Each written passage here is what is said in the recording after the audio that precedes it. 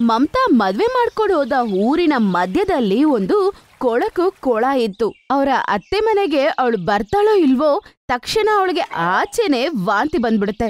ಅಯ್ಯೋಯ್ಯೋ, ಏನಾಯ್ತಮ್ಮ, ಮೈ ಹುಷಾರಿಲ್ವಾ ಏನೋ? ಅಯ್ಯೋ ಅಮ್ಮ, ಇಲ್ಲೇನು ಗಬ್ಬು ನಾತ ಹೊಡಿತಿದೆ.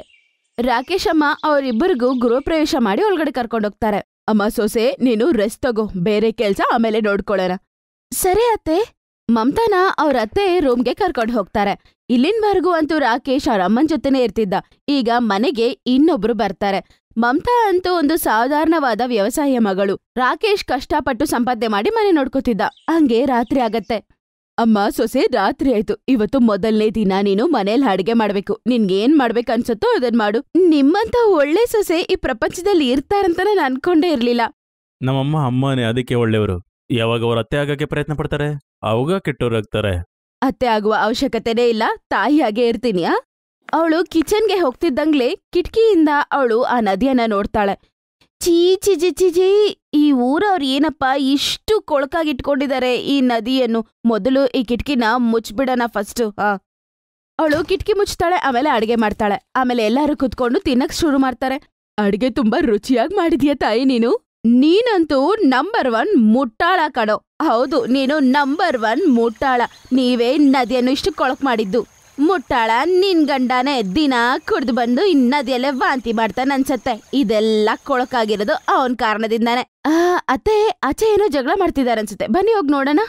ಇದೋರ್ ದಿನನಿತ್ಯದ ಕೆಲಸ ಮಮತಾ. ಊಟದ ಮಧ್ಯೆ ಹಿಂಗೆದ್ದು ಹೋಗ್ಬಾರ್ದು. ಮೊದ್ಲು ಊಟ ಮಾಡೋಣ, ಆಮೇಲೆ ಹೋಗೋಣ. ಇವ್ರ ಜಗಳನು 2 ಗಂಟೆ ನಡೆಯುತ್ತೆ. ಅವರೆಲ್ಲರೂ ತಿಂದು ಆಚೆ ಹೋಗ್ತಾರೆ. ಹೋಗ್ ನೋಡಿದ್ರೆ ಇನ್ನು ಊರಲ್ಲಿ ಜಗಳ ನಡೀತಾನೆ ಇರತ್ತೆ. ಆಮೇಲೆ ರಾಕೇಶ್ ಅಂತಾನೆ, ಅರೆ ಯಾಕೆ ಇಷ್ಟ ರಾತ್ರಿಯಲ್ಲಿ ಜಗಳ ಮಾಡ್ತಾ ಇದ್ದೀರಿ ನೀವು? ಆಗ ಅಲ್ಲಿದ್ದ ಒಬ್ಬನು ಕಲ್ಲೆತ್ಕೊಂಡು ಆ ನದಿಯಲ್ಲಿ ಹಾಕ್ತಾನೆ. ಆ ನದಿ ನೀರು ರಾಕೇಶಿನ ಅಮ್ಮನ ಮುಖದ ಮೇಲೆ ಬಂದ್ ಬೀಳತ್ತೆ. ಇದೇನ್ ತಲೆ ಹೊರಟು ಚಿಕ್ಕಪ್ಪ, ಗಲೀಜೆಲ್ಲ ನಮ್ ತಾಯಿ ಮೇಲೆ ಬಿದ್ದಿದೆ. ಈ ರಾತ್ರಿಯಲ್ಲಿ ನೀನಾಗಿ ಜಗಳ ಮಾಡ್ತಾ ಇದೀಯ ರಾಕೇಶ್? ನೀನ್ ಕೂಡ ರಾತ್ರಿ ಬಂದ್ ಜಗಳ ಮಾಡೋ ಈ ಮಾತಿಗೆ? ಕತ್ಲಾಗ್ತಿದ್ದಂಗೆ ಪೂರ್ತಿ ಊರಲ್ಲ ಆ ದಿನದ ಕಸನ ಈ ಮೊರೆಯಲ್ಲಿ ಹಾಕ್ತಾರೆ. ಹಾಗಾದ್ರೆ ಜಗಳ ಮಾಡೋದ್ರಿಂದ ಏನಾಗುತ್ತೆ? ನಾವೆಲ್ಲ ಸೇರಿ ಕೊಳನ ಗಲೀಜ್ ಮಾಡಿದೀವಿ. ಹಾಗಾಗಿ ನಾವೆಲ್ಲ ಸೇರಿ ನಾಳೆ ಇದನ್ನ ಸ್ವಚ್ಛ ಮಾಡೋಣ. ಹೇಳಿ, ನನ್ ಕೈ ಜೋಡಿಸ್ತೀರಿ ನಾಳೆ? ನಾನ್ ನಿನ್ನ ಹಾಗೆ ಫ್ರೀ ಕುತ್ಕೊಂಡಿರಲ್ಲ ರಾಕೇಶ್. ನಾವ್ ಕೆಲಸ ಮಾಡೋಂತ ಜನ. ನಿನಗೆ ಬಲವಂತದ ಕೆಲಸ ಸಿಕ್ಬಿಡುತ್ತೆ, ಮಾಡ್ಕೊಳ್ತೀಯ. ಮತ್ ತಿಂಗಳಲ್ಲ ಮನೇಲಿ ಬಿದ್ದಿರ್ತೀಯ. ನೀವು ತುಂಬಾ ಜಾಸ್ತಿ ಮಾತಾಡ್ತಿದ್ದೀರಾ. ಅತ್ತೆ, ರಾಕೇಶ್ ಅವರೇ, ಬನ್ನಿ ಒಳಗಡೆ ಹೋಗೋಣ. ಇವ್ರ ಹತ್ರ ಮಾತಾಡಿ ಪ್ರಯೋಜನ ಇಲ್ಲ. ಮಮತಾ ಅವ್ರ ಗಂಡನ ಅವ್ರ ಅತ್ತೆನೆ ಕರ್ಕೊಂಡು ಹೋಗ್ಬಿಡ್ತಾಳೆ. ಅವ್ರ ಅತ್ತೆ ಮುಖ ತೊಳ್ಕೊತಾರೆ, ಆಮೇಲೆ ಎಲ್ಲರೂ ನಿದ್ದೆ ಮಾಡ್ತಾರೆ.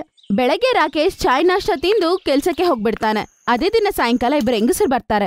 ನಿಮ್ ಮನೇಲಿ ಏನಾದ್ರೂ ತರಕಾರಿ ಇದೆಯಾ ಅಕ್ಕ? ನೋಡಮ್ಮ ಸೊಸೆ, ಏನಾದ್ರೂ ಇದೆಯೇನೋ? ಬರೀ ಆಲೂಗಡ್ಡೆ ಮಿಕ್ಕಿದೆ, ತಗೊಂಡ್ ಬರ್ತೀನಿ ರೀ ಅತ್ತೆ.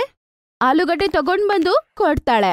ಆಗ ಅವ್ರ ಅತ್ತೆ ಅಂತಾರೆ, ಇದೇ ಮೊದಲನೇ ಸಲ ನಾನ್ ನೋಡ್ತಾ ಇರೋದು ಈ ತರ ತರಕಾರಿ ಕೇಳೋದು. ಯಾಕೆ ತರಕಾರಿ ಅವ್ರು ಬಂದಿಲ್ವಾ ಇವತ್ತು? ಇವತ್ತು ಬಂದಿಲ್ಲ, ನೆನ್ನೆನೂ ಬಂದಿಲ್ಲ. 2 ದಿನದಿಂದ ತರಕಾರಿ ಅವ್ನು ಯಾಕೆ ಬಂದಿಲ್ವೋ ಏನೋ. ನಾವೇನೋ ಮಾರ್ಕೆಟ್ಗೆ ಹೋಗಕ್ಕಾಗಲ್ಲ, ನದಿಯ ಆ ಕಡೆ ಇದೆ ಮಾರ್ಕೆಟು. ಆ ನದಿಯನ್ನ ದಾಟ್ಕೊಂಡು ಹೋಗೋದಂತೂ ತುಂಬಾ ಕಷ್ಟ. ಸರಿಯಾಗಿ ಹೇಳಿದ್ರಿ. ಅವರು ತರಕಾರಿ ತಗೊಂಡ್ ಹೊರಟೋಗ್ತಾರೆ. ರಾತ್ರಿ ರಾಕೇಶ್ ಮನೆಗ್ ಬರ್ತಾನೆ. ಆಗ ಅವ್ರಮ್ಮ ಹೀಗಂತಾರೆ, ಮಗನೇ, ಮನೇಲಿ ತರಕಾರಿ ಇಲ್ಲ. ತರಕಾರಿ ಅವನು ಬಂದಿಲ್ಲ. ಸ್ವಲ್ಪ ಆಲೂಗಡ್ಡೆ ಇತ್ತು, ಅವ್ರ ಪಕ್ಕದ ಮನೆಯವರು ತಗೊಂಡ್ ಹೋದ್ರು. ಅವ್ನೆಲ್ಲಾದ್ರೂ ಕಾಣಿಸಿದ್ನಾ? 2 ದಿನದಿಂದ ಬಂದಿಲ್ಲ. ಇಲ್ಲಮ್ಮ, ನನಗೂ ಅವ್ನು ಕಾಣಿಸ್ಲಿಲ್ಲ. ನಾಳೆ ನೋಡ್ತೀನಿ. ಇವತ್ತು ಬೇಳೆ ಸಾರು ಮಾಡಿ. 3-4 ದಿನ ಆಗತ್ತೆ, ತರಕಾರಿ ಅವನು ಬರೋದೇ ಇಲ್ಲ. ಜನರತ್ರ ತರಕಾರಿ ಇಲ್ಲ, ಏನ್ ಮಾಡೋದು ಅಂತ ಯೋಚನೆ ಮಾಡ್ತಾರೆ. ಗ್ರಾಮದ ಜನರೇ, 1 ವಾರದಿಂದ ಈರುಳ್ಳಿ ಬೆಳ್ಳುಳ್ಳಿ ತರಕಾರಿ ಏನೂ ತಿಂದಿಲ್ಲ. ಈ ತರಕಾರಿ ಅವನು ಎಲ್ಲಿ ಹೋದ? ಸರಿಯಾಗಿ ಹೇಳಿದ್ರಿ ಮಾವ. ಆ ತರಕಾರಿ ಇಲ್ದೆ ನಾವ್ ಹೆಂಗಿರಕ್ಕಾಗತ್ತೆ? ಚಿಕ್ಕಪ್ಪ, ನನಗನ್ಸುತ್ತೆ ಅವನು ಈ ಮೋರಿ ಕಾರಣದಿಂದ ಬರ್ತಾ ಇಲ್ಲ. ರಾಕೇಶ್ ಹಂಗ್ ಹೇಳ್ತಿರ್ತಾನೆ. ಆಗ ತರಕಾರಿ ಮಾರುವ ಗೋಲು ತರಕಾರಿ ತಗೊಂಡ್ ಬರ್ತಾನೆ. ಬಂದೆ ತರಕಾರಿ ಅವನು ಬಂದೆ. ತಾಜಾ ಹಸಿರು ತರಕಾರಿ ನೋಡಿ, ತರಕಾರಿ ಅವ ಬಂದ್ಬಿಟ್ಟ. ಬೇಗ ಬೇಗ ತಗೊಳ್ಳಿ ತರಕಾರಿಗಳನ್ನ. ಊರ್ ಜನರಲ್ಲೂ ಒಟ್ಟಿಗೆ ತರಕಾರಿ ತಗೊಳಕ್ ಹೋಗ್ಬಿಡ್ತಾರೆ. ಅವ್ರು ಹೋದ ಫೋರ್ಸ್ಗೆ ಆ ಗಾಡಿನೇ ಹೋಗಿ ಆ ಪಕ್ಕದಲ್ಲಿರೋ ನೀರಲ್ಲಿ ಬೀಳತ್ತೆ. ತರಕಾರಿ ಎಲ್ಲ ನಾಶ ಆಗತ್ತೆ. ನನ್ನ ಪೂರ್ತಿ ತರಕಾರಿ ಹಾಳು ಮಾಡ್ಬಿಟ್ರಿ ನೀವು. ಇನ್ಮೇಲೆ ನಾನು ಇಲ್ಲಿ ಬರೋದೇ ಇಲ್ಲ ಯಾವಾಗೂನು. ನಾನು ಈ ಪಟ್ಟಣ ಬಿಟ್ಟೆ ಹೋಗ್ತಿದ್ದೀನಿ. ನೀವು ಮಾಡಿರೋ ಈ ಮೋರಿಯಿಂದ ನನಗೆ ಜ್ವರ ಬಂದಿತ್ತು, ಹಾಗಾಗಿ ಬರಕ್ಕಾಗಿಲ್ಲ. ಅನ್ಕೊಂಡೆ ಈಗ ನಿಮ್ ಮೋರಿ ಸ್ವಚ್ಛ ಆಗಿದೆ ಅಂತ. ಆದ್ರೆ ನಾಯಿ ಬಲ ಯಾವತ್ತು ನೇರವಾಗಲ್ಲ. ಏನ್ ಹೇಳ್ತಾ ಇದೀಯ ನೀನು? ಖಂಡಿತ ಅದೇ ಹೇಳ್ತಾ ಇದ್ದೀನಿ. ನಿಮ್ ರೀತಿ ಗಲೀಜ್ ಗ್ರಾಮನ ನಾನು ಯಾವತ್ತೂ ನೋಡಿಲ್ಲ. ಹಾಗಾಗಿ ನನ್ ಬಿಟ್ರೆ ಇಲ್ಲಿ ಯಾರು ಬರ್ತಾ ಇರ್ಲಿಲ್ಲ. ಇನ್ಮೇಲೆ ನಾನು ಬರಲ್ಲ. ನೀವು ಯಾವತ್ತೂ ತರಕಾರಿ ಸಿಗೋಲ್ಲ. ಇದು ನನ್ನ ಶಾಪ. ಹಂಗಂತ ಹೇಳಿ ಅವನು ಅಲ್ಲಿಂದ ಹೊಟ್ಟೋಗ್ತಾನೆ. ಊರ್ ಜನರೆಲ್ಲರೂ ತುಂಬಾ ಬೇಜಾರಾಗ್ಬಿಡ್ತಾರೆ. ಬನ್ನಿ ಗ್ರಾಮದವ್ರೆ, ಇನ್ಮೇಲೆ ತರಕಾರಿ ತಿನ್ನೋದನ್ನ ಬಿಟ್ಬಿಡಿ. ಅರೆ ಅವ್ರ ಕೋಪದಲ್ಲಿ ಹೇಳಿದಾನೆ, ಮತ್ತೆರಡು ವಾರದಲ್ಲಿ ಇಲ್ಲೇ ಕಾಣಿಸ್ಕೊಳ್ತಾನೆ.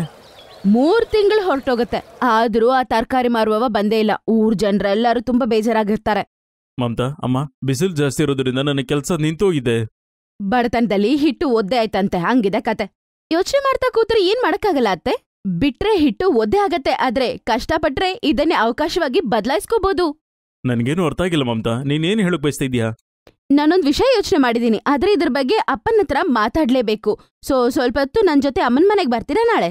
ಆಹಾ, ಏನ್ ಯೋಚನೆ ಮಾಡಿದ್ಯಾ ಅಂತ ಹೇಳು ತಾಯಿ ನೀನು. ಆಹಾ, ಅದು ಕೂಡ ನಾಳೆ ಹೇಳ್ತೀನಿ ಅತ್ತೆ. ಹಾ ಸರಿ. ಮಾರನೇ ದಿನ ಅವಳು ಅಪ್ಪನ ಮನೆಗೆ ಹೋಗ್ತಾಳೆ. ಆಮೇಲೆ ಅಪ್ಪನ ಹತ್ರ ಎಲ್ಲಾ ವಿಷಯದ ಬಗ್ಗೆ ಹೇಳ್ತಾಳೆ. ಸಮಸ್ಯೆ ತುಂಬಾ ದೊಡ್ಡದೆ ಮಗಳೇ, ಆದ್ರೆ ನಾನು ಇದರಲ್ಲಿ ಏನ್ ಮಾಡಬಹುದು? ಅಪ್ಪ, ನೀವು ತುಂಬಾ ಹಳೆಯ ವ್ಯವಸಾಯಿ, ನಿಮ್ಗೆ ಗೊತ್ತಿರ್ಬೇಕು. ಒಂದ್ ವಿಷಯ ಹೇಳಿ, ನಮ್ಮೂರಲ್ಲಿ ಹಾರ್ತಿರುವ ಕೊಳಕು ನದಿಯನ್ನು ಸರಿ ಮಾಡಿ ಆ ನೀರು ಶುದ್ಧ ಆದ ನಂತರ ಅದರಲ್ಲಿಂದ ನಾವು ವ್ಯವಸಾಯ ಮಾಡ್ಬೋದಾ? ಮಾಡಬಹುದು, ಆದ್ರೆ ತುಂಬಾ ಶ್ರಮ ಪಡ್ಬೇಕಾಗುತ್ತೆ. ಮತ್ತೆ ನಿನಗೆ ಅಲ್ಲಿ ತರಕಾರಿ ಬೆಳೆಯೋಕೆ ಏನು ಅವಶ್ಯಕತೆ ಇದೆ? ನಿನಗೆ ಏನ್ ತರಕಾರಿ ಬೇಕೋ ಇಲ್ಲಿಂದ ತಗೊಂಡೋಗು. ಇಲ್ಲ ಅಪ್ಪ, ಇದು ತರ್ಕಾರಿ ವಿಷಯ ಅಲ್ಲ, 3 ಒಳ್ಳೆ ವಿಷಯ ನಡೆಯತ್ತಪ್ಪ. ಆ ನದಿ ಅಂತೂ ಶುದ್ಧ ಆದ್ರೆ ಆ ಊರಲ್ಲಿ ಜಗಳನೂ ಆಗೋದಿಲ್ಲ, ಆಮೇಲೆ ಅನಾರೋಗ್ಯನೂ ಬರಲ್ಲ, ಮತ್ತೆ ಊರ್ ಜನರಿಗೆ ತುಂಬಾ ಫ್ರೆಶ್ ಆದ ತರ್ಕಾರಿ ಸಿಗತ್ತೆ. ಆಮೇಲೆ 3ನೇದು, ರಾಕೇಶ್ ಅವರು ಆಚೆ ಹೋಗಿ ಕಷ್ಟ ಪಡ್ಬೇಕಾಗಿರೋ ಅವಶ್ಯಕತೆ ಇರಲ್ಲ. ನಾವು ತರ್ಕಾರಿ ವ್ಯಾಪಾರ ಮಾಡ್ಕೋತೀವಿ. ಏನ್ ಮಮತಾ, ನೀನ್ ಎಲ್ಲ ಸಮಸ್ಯೆನ ಒಂದೇ ಮಾತಲ್ಲೇ ಪರಿಹರಿಸ್ಬಿಟ್ಟಿಯಲ್ಲ? ಸರಿ ಮಗಳೇ, ಆ ಕೊಳವನ್ನ ಸ್ವಚ್ಛ ಮಾಡ್ಬೇಕು ಸರಿಯಾಗಿ. ಆಮೇಲೆ ಅದ್ರಲ್ಲಿ ತುಂಬಾನೇ ಕೆಮಿಕಲ್ ಹಾಕ್ಬೇಕು, ಕೈ ಹಾಕ್ಬೇಕಾಗುತ್ತೆ. 10 ಬಾರಿ ಅದನ್ನ ಸ್ವಚ್ಛ ಮಾಡ್ಬೇಕಾಗುತ್ತೆ. ಆಮೇಲೆ ಆ ಭೂಮಿಯಲ್ಲಿ ತರಕಾರಿ ತೋಟ ಆಗುತ್ತೆ. ಹಾಗಾಗಿ ನಾನ್ ಕೂಡ ಬರ್ಬೇಕಾಗುತ್ತೆ. ಊರಿನ ಕೆಲವು ಹುಡುಗರನ್ನು ಕರ್ಕೊಂಬರ್ಬೇಕಾಗುತ್ತೆ. ಸರಿ ಅಪ್ಪ, ನಾಳೆ ನೀವು ಎಲ್ಲ ವಸ್ತು ಮತ್ತೆ ಹುಡುಗರನ್ನ ಕರ್ಕೊಂಡ್ ಮನೆಗ್ ಬನ್ನಿ. ಮಾರನೇ ದಿನಾನೇ ಎಲ್ಲರೂ ಸೇರ್ಕೊಂಡು ಆ ನದಿಯನ್ನ ಕ್ಲೀನ್ ಮಾಡಕ್ ಶುರು ಮಾಡ್ತಾರೆ. ಊರ್ ಜನರೆಲ್ಲ ನೋಡ್ತಾ ಇರ್ತಾರೆ, ಆದ್ರೂ ಮಮತಾ ಏನೂ ಅವ್ರಿಗೆ ಹೇಳೋದಿಲ್ಲ. 1 ತಿಂಗಳಾಗತ್ತೆ ಅದನ್ನ ಕ್ಲೀನ್ ಮಾಡಕ್ಕೆ. ಆಮೇಲೆ ಅದ್ರಲ್ಲಿರುವ ನೀರನ್ನ ಎಲ್ಲ ತೆಗೆದು ತುಂಬಾ ಮಣ್ಣು ಹಾಕ್ತಾರೆ ಅಲ್ಲಿ. ಮಮತಾ, ಈಗ ನೀನು ತರಕಾರಿ ತೋಟನ ಮಾಡಬಹುದು. ನಾನಿಂಗೆಲ್ಲಾ ಬೀಜನ ಕೊಟ್ಟೋಗ್ತೀನಿ. ಅವ್ರಪ್ಪ ಎಲ್ಲ ತರಕಾರಿ ಬೀಜ ಕೊಟ್ಟು ಹೋಗ್ತಾರೆ. ಅವರು ಬೀಜಗಳನ್ನೆಲ್ಲ ಹಾಕಿದ ನಂತರ ಸ್ವಲ್ಪ ತಿಂಗಳಲ್ಲೇ ಎಲ್ಲ ತರಕಾರಿ ಬೆಳೆದ್ಬಿಡುತ್ತೆ. ಊರ್ ಜನರು ನೋಡಿ, ಆಹಾ, ತುಂಬಾ ಚೆನ್ನಾಗಿದೆ, ಇದು ನಮ್ಮೂರಂತಾನೆ ಅರ್ಥ ಆಗ್ತಿಲ್ಲ, ಇದು ಮುಂಚೆನೆ ಮಾಡಿದ್ರೆ ಚೆನ್ನಾಗಿತ್ತು. ಆಹಾ, ಪರವಾಗಿಲ್ಲ ಅಕ್ಕ, ನಾವು ತರಕಾರಿ ವ್ಯಾಪಾರ ಶುರು ಮಾಡಿದೀವಿ. ಈಗ ನೀವು 24 ಗಂಟೆ ಎಲ್ಲ ರುಚಿಯಾದ ತರಕಾರಿ ತಗೋಬಹುದು. ಆ ಊರು ಸ್ವಚ್ಛವಾಗದ್ ಮಾತ್ರ ಅಲ್ಲದೆ ಈಗ ಅವರ ಬಡತನ ಕೂಡ ಶಾಶ್ವತವಾಗಿ ದೂರ ಆಗತ್ತೆ.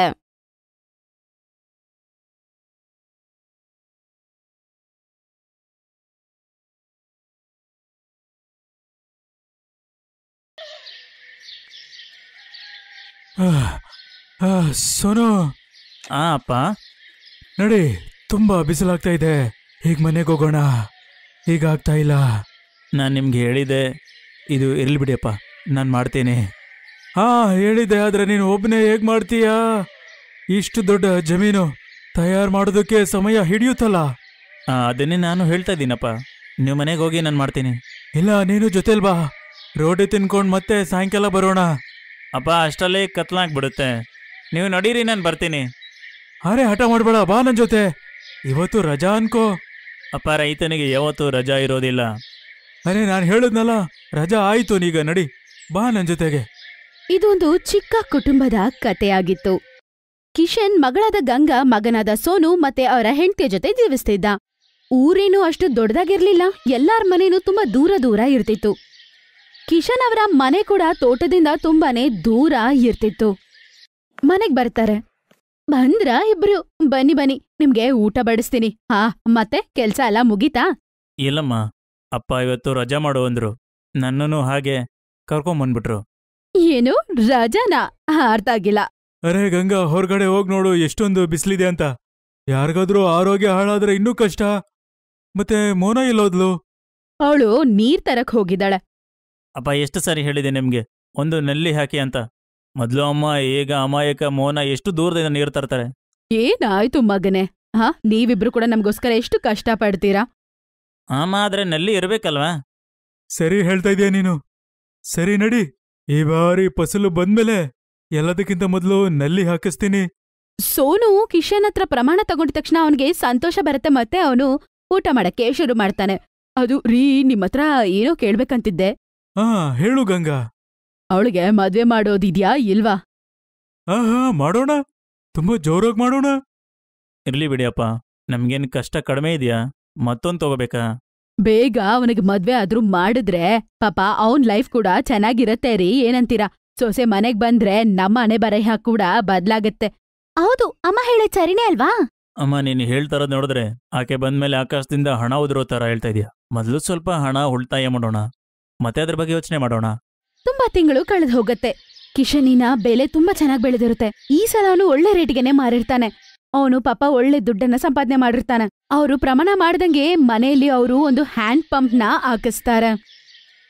ಹಾ, ನೀರು ಸಿಹಿಯಾಗಿದೆ. ಸೋನುವರಪ್ಪ, ನೀವು ತುಂಬಾ ಒಳ್ಳೆ ಕೆಲ್ಸ ಮಾಡಿದೀರಾ. ನೋಡ್ರಿ, ದೊಡ್ಡ ಖರ್ಚೇನಾದ್ರೂ ಬರಕ್ ಮುಂಚೆನೆ ಸೋನುಗೆ ಮದ್ವೆ ಮಾಡೋದ್ ಬಗ್ಗೆ ಯೋಚನೆ ಮಾಡಿ. ಮತ್ತೆ ಅವನಿಗೋಸ್ಕರ ಒಂದು ರೂಮ್ ಕೂಡ ಕಟ್ಸ್ಬಿಡಿ. ಅಲ್ಲಮ್ಮ, ಈಗ ತಾನೇ. ಬಾಯ್ ಮುಚ್ಚು, ನೀನೇನ್ ಹೇಳ್ದೆ? ಫಸ್ಟ್ ಬೋರ್ ಹಾಕ್ಸ್ಬೇಕು ಅಂತ ಆಯ್ತಲ್ವಾ ಕೆಲ್ಸ? ಇವಾಗ ಏನ್ ಮಾಡೋದು? ಅಮ್ಮನ ಮಾತು ಕೇಳಿಸ್ಕೊಂಡು ಸುಮ್ನೆ ಆಗ್ಬಿಡ್ತಾನೆ. ಅವತ್ತಿಂದ ಅವರು ಸೋನುಗೋಸ್ಕರ ಒಂದು ಒಳ್ಳೆ ಹುಡುಗಿನ ಅವರು ಹುಡುಕ್ತಾ ಇರ್ತಾರೆ. ಏನಾಯ್ತಮ್ಮ, ಒಪ್ಕೊಂಡ್ರಾ? ಹಾ, ಆಯ್ತಾಯ್ತು. ಹುಡುಗಿ ನನಗೆ ತುಂಬಾನೇ ಇಷ್ಟ ಆದ್ಲು. ಅವಳ ಹೆಸರು ರಾಧಿಕಾ. ಚೆನ್ನಾಗೆ ಓದಿರೋ ಹುಡುಗಿ ಕೂಡ. ಆದ್ರೇನಮ್ಮ? ಅವ್ರಪ್ಪನಿಗೆ ಪಾಪ ಯಾವಾಗ್ಲೂ ಮೈ ಹುಷಾರಿರೋದಿಲ್ಲ, ಅಮ್ಮನೂ ಇಲ್ಲ. ಆದ್ರೆ ನನಗ್ ಹುಡುಗಿ ತುಂಬಾ ಇಷ್ಟ ಆದ್ಲು. ಅದಕ್ಕೆ ಪಕ್ಕ ಮಾಡ್ಕೊಂಡ್ ಬಂದ್ಬಿಟ್ಟೆ.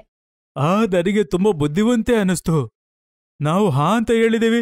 ಈಗ ಮದುವೆ ಏರ್ಪೋರ್ಟ್ ಮಾಡಬೇಕು. ಮತ್ತೆ ಅವರಿಬ್ಬರಿಗೂ ಮದ್ವೆ ಮಾಡ್ತಾರೆ. ಅದು ಮಾತ್ರ ಅಲ್ದೆ, ಮದ್ವೆ ಮಾಡ್ಕೊಂಡ್ ಮನೆಗ್ ಬಂದಿದ ತಕ್ಷಣ ಎಲ್ಲಾ ಜವಾಬ್ದಾರಿನೂ ಅವಳೇ ತಗೋತಾಳೆ. ಈ ಚಿಕ್ಕ ಕುಟುಂಬದಲ್ಲಿ ಯಾವಾಗ್ಲೂ ಸಂತೋಷನೇ ತುಂಬಿತ್ತು. ಒಂದಿನ, ಅತ್ತೆ, ಈ ಊರು ತುಂಬಾ ಚಿಕ್ಕದಾಗಿದೆ, ಮನೆಗಳೇ ಕಾಣಿಸ್ತಾ ಇಲ್ಲ. ಹೌದಮ್ಮ, ಅದು ಯಾವಾಗ್ಲೂ ಹಿಂಗೇ ಇರೋದು. ಅವ್ರವ್ರ ಮನೆಗಳಲ್ಲಿ ಅವ್ರಿರ್ತಾರೆ, ಅವ್ರವ್ರ ಕೆಲ್ಸ ಅವ್ರು ನೋಡ್ಕೋತಾರೆ. ಯಾರ್ ಕತೆಗೂ ಯಾರು ಹೋಗಲ್ಲ, ಅವ್ರವ್ರ ಸಂತೋಷ ಅವ್ರವ್ರದು. ಇದು ಈ ಹೈವೇ ಯಾ ಕಡೆ ಹೋಗುತ್ತೆ? ಇದು ದಿಲ್ಲಿ ಕಡೆ ಹೋಗುತ್ತೆ ಮಗಳೇ. ನೀವ್ ಯಾವಾಗ್ಲಾದ್ರೂ ಹೋಗಿದ್ದೀರಾ? ಹಾ, ನಿಮ್ಮ ಮಾವ ಒಂದ್ಸಲ ಆಸ್ಪತ್ರೆಗೆ ಕರ್ಕೊಂಡು ಹೋಗಿದ್ರು ಬಿಡು.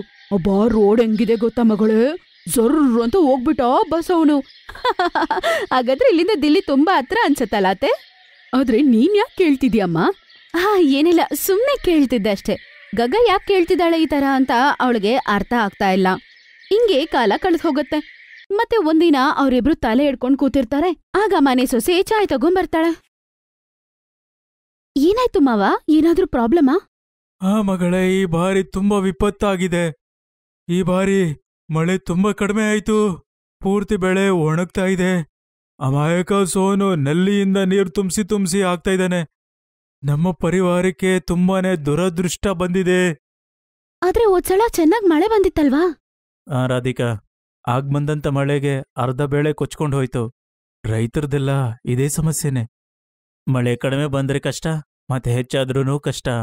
ಅಯ್ಯೋ, ಏನ್ ಮಾಡೋದೋ ಗೊತ್ತಿಲ್ಲ. ಮೋನಾಗ ಬೇರೆ ಮದ್ವೆ ಮಾಡ್ಬೇಕು. ನೀ ದೇವ್ರ ಈ ತರ ಮಾಡ್ತಿದ್ರೆ ನಾವ್ ಹೆಂಗ್ ಸಂಪಾದನೆ ಮಾಡೋದು? ಭರವಸೆ ಇಡು ಗಂಗಾ, ಎಲ್ಲ ಸರಿ ಹೋಗುತ್ತೆ. ಅವಳ ಕುಟುಂಬ ತುಂಬಾ ಬೇಜಾರಾಗಿರೋದನ್ನ ನೋಡಿ ಅವಳು ಬೇಜಾರಾಗತ್ತೆ. ಅದಕ್ಕೆ ಅವಳು ಅವ್ರ ಕುಟುಂಬಕ್ಕೆ ಸಪೋರ್ಟ್ ಮಾಡ್ಬೇಕು ಅಂತ ಅನ್ಕೋತಾಳೆ. ಮಾವ, ನಿಮ್ಗೊಂದ್ ವಿಷಯ ಹೇಳ್ಬೇಕು. ಮಗಳೇ, ಹೇಳು, ಏನ್ ವಿಷಯ? ಮೋನ ಮದ್ವೆಗೆ ನಿಮ್ಗೆ ಎಷ್ಟು ದುಡ್ಡು ಬೇಕು? ಯಾಕೆ ಆ ರೀತಿ ಯಾಕೆ ಕೇಳ್ತಾ ಇದೆಯಾ ಮಗಳೇ? ಹೇಳಿ ಮಾವನವ್ರೆ. 5 ಲಕ್ಷ ಆದ್ರೂ ಬೇಕಾಗತ್ತಮ್ಮ. 2 ಲಕ್ಷ 3 ಲಕ್ಷ ಇದೆ ಅನ್ಸತ್ತೆ ಬ್ಯಾಂಕಲ್ಲಿ. ಇನ್ನು 2 ಲಕ್ಷ ಬೇಕು. ಏನ್ ಮಾಡೋದು? ನನ್ನತ್ರ ಒಂದು ಉಪಾಯ ಇದೆ. ನೀವು ಒಪ್ಕೊಂಡ್ರೆ ಓಕೆನೆ. ಹೇಳು ರಾಧಿಕಾ. ನೋಡಿ, ಈ ಮಧ್ಯೆ ಈ ಟೌನಲ್ಲಿರೋರ್ಗೆ ಫಾರ್ಮ್ ಹೌಸ್ ಅಂದ್ರೆ ತುಂಬಾನೇ ಶೋಕಿ ಇದೆ. ನಮ್ಮ ತೋಟ ಹೈವೇ ಹತ್ರ ಇದೆ ಅಲ್ವಾ? ತುಂಬಾ ದೂರ ಏನಿಲ್ಲ ದಿಲ್ಲಿಗೆ. ಆದ್ರೆ ಆ ಕಡೆ ಈ ಕಡೆ ಹೋಗೋರೆಲ್ಲರೂ ಬರ್ತಾರೆ. ನಾವು ಆ ರೋಡ್ನ ಮಾತ್ರ ಸರಿ ಮಾಡಿದ್ರೆ ಸರಿ ಆಗತ್ತೆ. ಬೌಂಡ್ರಿ ಮಾತ್ರ ಸೆಟ್ ಮಾಡ್ಬೇಕು. ಮತ್ತೆ ಫಾರ್ಮ್ ಹೌಸ್ಗೆ ಒಂದು ಒಳ್ಳೆ ಹೆಸರಿಡ್ಬೇಕು. ಮಗಳೇ, ನಿನ್ ಮಾತೇನು ನನ್ಗೆ ಅರ್ಥ ಆಗ್ತಾ ಇದೆ. ಆದ್ರೆ ಇದಕ್ಕೆಲ್ಲ ಹಣ ಎಲ್ಲಿಂದ ಬರುತ್ತೆ? 3 ಲಕ್ಷ ನಮ್ಗೆ ಉಪಯೋಗ ಆಗತ್ತೆ. ಚೆನ್ನಾಗ್ ಬಿಸ್ನೆಸ್ ಮಾಡಿದ್ರೆ ಮೋನ ಮದ್ವೆ ನಾವು ತುಂಬಾ ಚೆನ್ನಾಗ್ ಮಾಡ್ಬೋದು. ನನಗೂ ಈ ಐಡಿಯಾ ತುಂಬಾ ಚೆನ್ನಾಗಿದೆ ಅನಿಸ್ತಾ ಇದೆ. ಮಾರನೇ ದಿನನೇ ಅವರು ಎಲ್ಲ ತಯಾರಿನೂ ಶುರು ಮಾಡ್ಬಿಡ್ತಾರೆ. ಕುಟುಂಬದವರೆಲ್ಲ ಸೇರ್ಕೊಂಡು ಎಲ್ಲ ರೆಡಿ ಮಾಡಕ್ ಶುರು ಮಾಡ್ತಿರ್ತಾರೆ. ಮತ್ತೆ ಅವರು ಆ ಬೌಂಡ್ರಿನೂ ಹಾಕ್ತಾರೆ. ಅದು ಮಾತ್ರ ಅಲ್ಲದೆ ಆ ರಸ್ತೆ ಕೂಡ ಸರಿಯಾಗಿ ಮಾಡ್ಬಿಡ್ತಾರೆ. ಮತ್ತೆ ಅವ್ರು ಬೇಕಾಗಿರೋ ಎಲ್ಲ ತಯಾರಿನೂ ಮಾಡ್ತಾರೆ. ಮತ್ತೆ ತೋಟದ ನಡುವೆನೆ ಒಂದು ಚಿಕ್ಕ ಸುಂದರವಾದ ಮನೆ ಕಟ್ಬಿಡ್ತಾರೆ. ಕುಟುಂಬದವರೆಲ್ಲ ಸೇರ್ಕೊಂಡು ಮಾಡ್ತಾರೆ. ಮತ್ತೆ ಮಾರನೇ ದಿನ, ಹಲೋ, ನನ್ನ ಹೆಸರು ರಾಹುಲ್. ನಾನು ಡೆಲ್ಲಿಯಿಂದ ಬಂದಿದ್ದೇನೆ. ಈ ರೆಸಾರ್ಟ್ ಮೊದಲನೇ ಬಾರಿಗೆ ನೋಡಿದೆ. ಇದು ಬೆಳಗ್ಗೆ ಮತ್ತೆ ಸಂಜೆಗೆ ಸ್ಪೇಸ್ ಅವೈಲೇಬಲ್ ಇದೆಯಾ? ಖಂಡಿತ. ಏನ್ ಫಂಕ್ಷನ್ ರೀ? ನನ್ನ ಮಗನದು ಬರ್ತ್ಡೇ. ಕೇಟ್ರಿಂಗ್ ನಾನೇ ನೋಡ್ಕೊಂತೀನಿ, ಕೇವಲ ನೀವು ನಮಗೆ ಜಾಗ ಕೊಡಿ. ನನ್ನ ಬಜೆಟ್ 20,000. ಅದು ನಿಮಗೆ ನಡೆಯುತ್ತಾ? ಹಾ, ಖಂಡಿತ ಖಂಡಿತ. Thank you so much. ಇದು ತಗೊಳ್ಳಿ 10,000 ಅಡ್ವಾನ್ಸ್. ರಾಧಿಕಾನ ಪ್ಲಾನ್ ತುಂಬಾನೇ ಚೆನ್ನಾಗಿತ್ತು. 2 ದಿನದ ನಂತರ ರಾಹುಲ್ ಮಗನ ಬರ್ಡೇ ಅಲ್ಲಿ ತುಂಬಾ ಚೆನ್ನಾಗಿ ಸೆಲೆಬ್ರೇಟ್ ಮಾಡ್ತಾನೆ. ಅದು ಮಾತ್ರ ಅಲ್ಲದೆ ಅವ್ರಿಗೆ ತುಂಬಾ ಚೆನ್ನಾಗಿ ಸಂಪಾದನೆ ಕೂಡ ಆಗತ್ತೆ. ಇದೇ ರೀತಿ ಸ್ವಲ್ಪ ಸ್ವಲ್ಪ ಎಲ್ಲರಿಗೂ ಈ ರೆಸಾರ್ಟ್ ಬಗ್ಗೆ ಗೊತ್ತಾಗತ್ತೆ ಮತ್ತೆ ಎಲ್ಲರೂ ಬರ್ತಿದ್ರು. ರಾಧಿಕಾ ಮತ್ತೆ ಅವರ ಕುಟುಂಬದವರಿಗೆ ಚೆನ್ನಾಗಿ ದುಡ್ಡು ಸಂಪಾದನೆ ಆಗ್ತಿತ್ತು. 2 ವರ್ಷದ ನಂತರ ಅಣ್ಣ ಬೇಗ ಊಟ ಬಡಿಸಿ, ಎಲ್ಲರೂ ಬರ್ತಿದ್ದಾರೆ. ಮೇಡಮ್, ಹೇಗೆ ಹಾಕ್ತೀನಿ. ಮೋನಾ, ರೆಡಿ ಆದ್ಯಾ ಇಲ್ವಾ? ಮೋನಾ, ಅರೆ ಟೈಮ್ ಆಗ್ತಿದೆ ಮೋನಾ. ನೋಡ್ತಿದ್ಯಾ ರಾಧಿಕಾ ನಿನ್ನ ನಾದ್ನೀನ? ಹಾ, ದೇವತೆ ತರ ಇದ್ದಾಳೆ ಬಿಡಿ. ಎಲ್ಲ ನಿಮ್ಮಿಂದಾನೇ ಅತ್ಗೆ, ನನ್ನಿಂದ ಅಲ್ಲ, ನಮ್ಮೆಲ್ಲರಿಂದ. ನೋಡು, ನಿನ್ನ ಮಗುವಿನ ಬರ್ತ್ಡೇ ಸೆಲೆಬ್ರೇಷನ್ ನಮ್ಮ ರೆಸಾರ್ಟ್ ಅಲ್ಲೇ ಮಾಡ್ಬೇಕು, ಅರ್ಥ ಆಯ್ತಾ? ಬೇಗ ಬುಕಿಂಗ್ ಮಾಡ್ಕೋ, ಮರ್ತೋಗ್ಬೇಡ. Best buddies. Hello friends. Thanks for watching this video. अगर आपको ये वीडियो पसंद आया है तो प्लीज लाइक, सब्सक्राइब, कमेंट्स करें इस वीडियो पर, और हाँ, शेयर करना भी ना भूलें। और भी मजेदार वीडियो देखने के लिए नीचे दिए गए बेल आइकॉन को दबाएं। देखते रहिए बेस्ट बडीज।